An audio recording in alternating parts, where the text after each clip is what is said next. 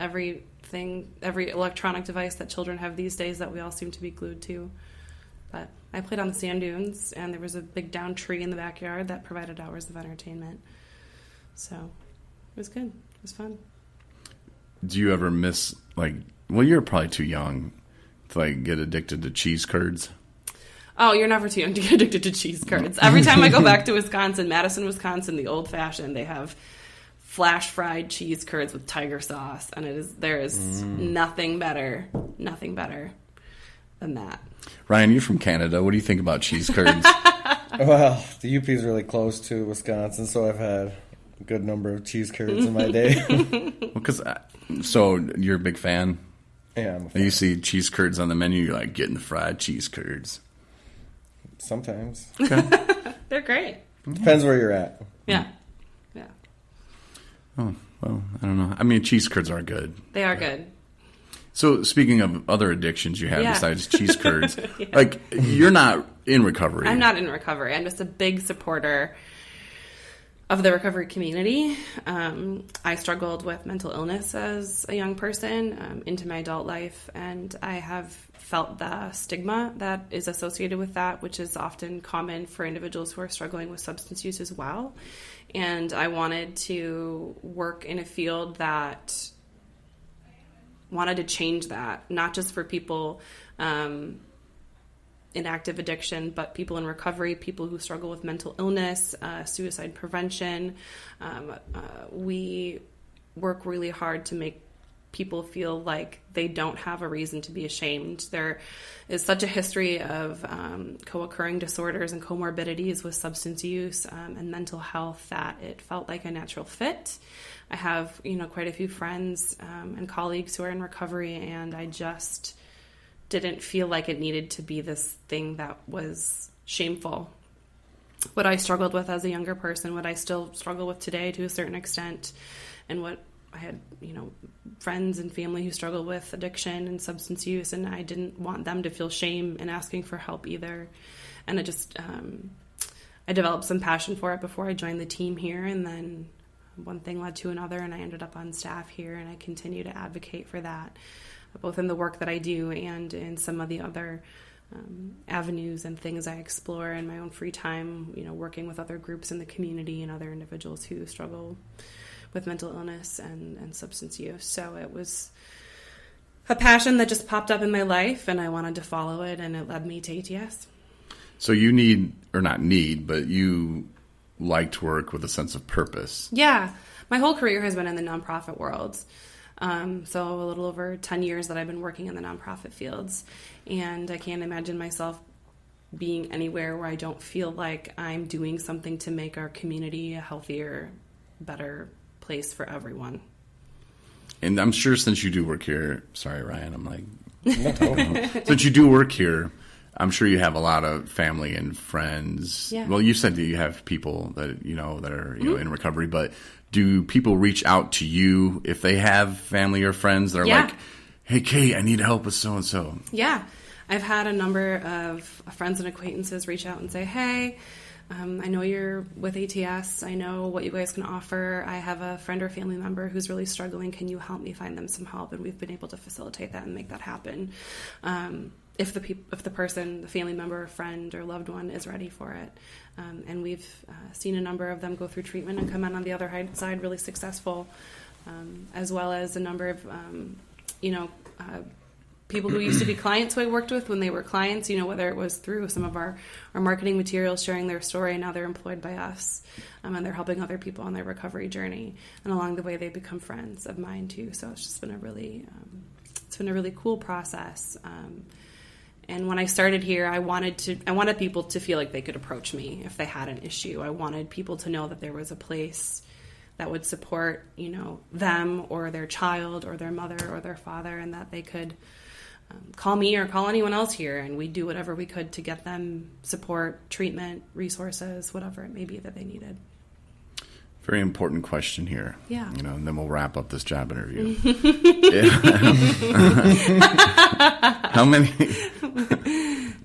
How many drinks do you have at the company Christmas party? Oh, we don't have a Christmas party. 217 does. Yeah, 217 recovery.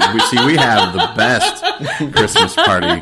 We're gonna have. Was it the first annual? First annual. First annual Christmas party. Yeah, we have like really fun staff outings. We went to a Pitt Spitters game. We had a bowling pizza party. Fun stuff. We're doing parasailing and skydiving. We're ziplining next Friday. That'll be fun at Mount Holiday. We're delivering puppies. Like not delivering the birth, but like delivering them to sick kids and stuff. Puppies are great. I have two dogs. Purpose with that, right? There's purpose with those service puppies. dogs. Service dogs. And it doesn't matter how many you give them. You don't have to count them or anything. You just drop them all off. Good to go. You can have as many as you want. Yeah, we need one sent to, where was that, Hawaii? Yeah, we just can't find anyone that wants to go for free to Hawaii to take a puppy and sit on the beach and write a grant. I don't know who would do that, but that's a crazy job there. I mean, it's not a lake view, but it's ocean. Yeah. Or it's sunset side of the... I've never been to Hawaii, so, you know. We probably wouldn't want to send you then. Her first assignment wouldn't go very well. Like, hey, we gave you a month to write this grant, free food, free, like all the what stuff you need. Free room and board. Your husband's there with you. I mean, he's too busy. He probably won't. He flies planes for a living. So. Perfect. We're looking for one of those right, too. There you go. Yes. What other questions you got for me? Bring it on. We'll just move on. No, we're excited to be a part of this, though. We really are, and I appreciate you letting us, be a part of it too. Yeah. Some people look at us like, oh, what are they doing? They're just a couple great guys, like are having fun. They shouldn't be a part of this. But I think anybody who supports recovery, anybody who wants to advocate for people who need support, anyone who's providing an outlet for people, that's good work. So, we want to share that. We want to support that. We want people to know that, maybe you listen to this podcast, maybe you read something online, maybe you come to this event, whatever way that you find support, whatever way that you find treatment, whatever way that you find recovery is an avenue, and it's a step in the right direction. So we want to make sure we're supporting all of those things here in Traverse City and beyond. And you just weren't like, these guys, I don't know. I don't know. I'm just glad you weren't like, oh, they only have, like 10,000 people that listen, and it's not, that big a deal all over the state. And that's, you weren't saying any of that. You were just like, awesome. Let's get these guys on board. Yeah.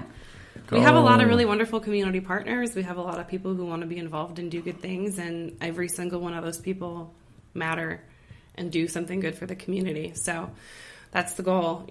Bring everyone that we can to the table. Why wouldn't we want to do that, regardless of all your podcast listeners? Wow, I mean, there's a couple. My mom's, that's the only one I know that listens. That's the only one I know is going to listen to this a fact. And Ryan's sister. That's the only ones we're guaranteeing. Hey, those are two people. Maybe they'll share it with somebody else and share it with somebody else, and they'll come to our event next week. You never know. Yeah, I mean, Kevin's listening to St. Louis. He said he went and bought some shirts and put some stickers on his car, so rocking it down in the STL. Yeah.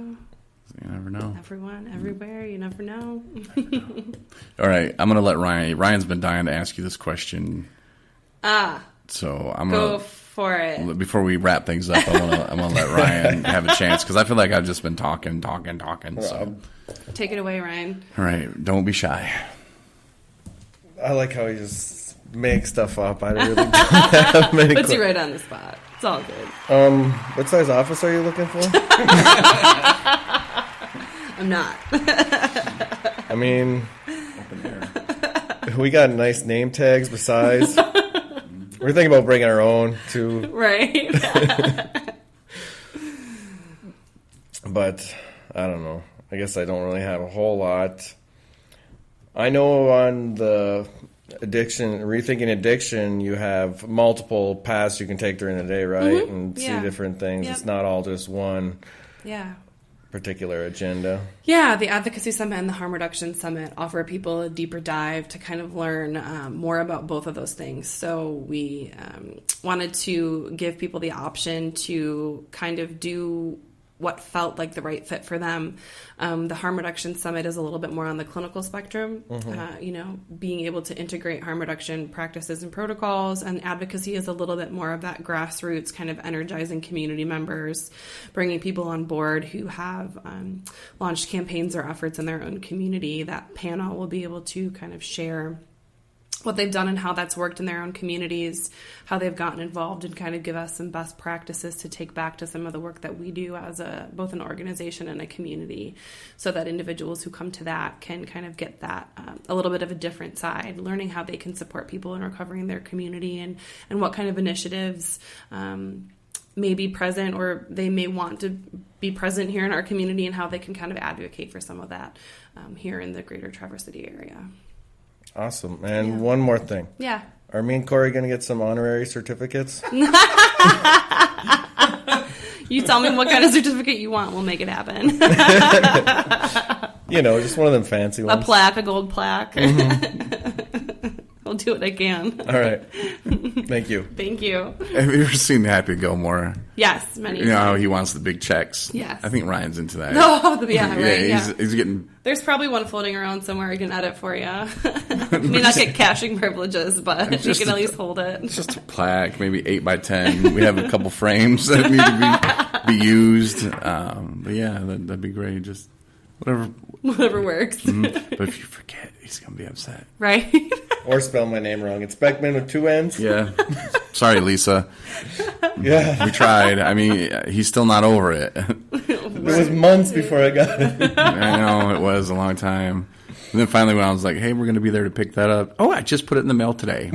Oh, whoops. Yeah. That was But it came like 3 days later. Suicide awareness training. Priority mailed. USPS working for you right there. Just got to light a fire a little bit sometimes.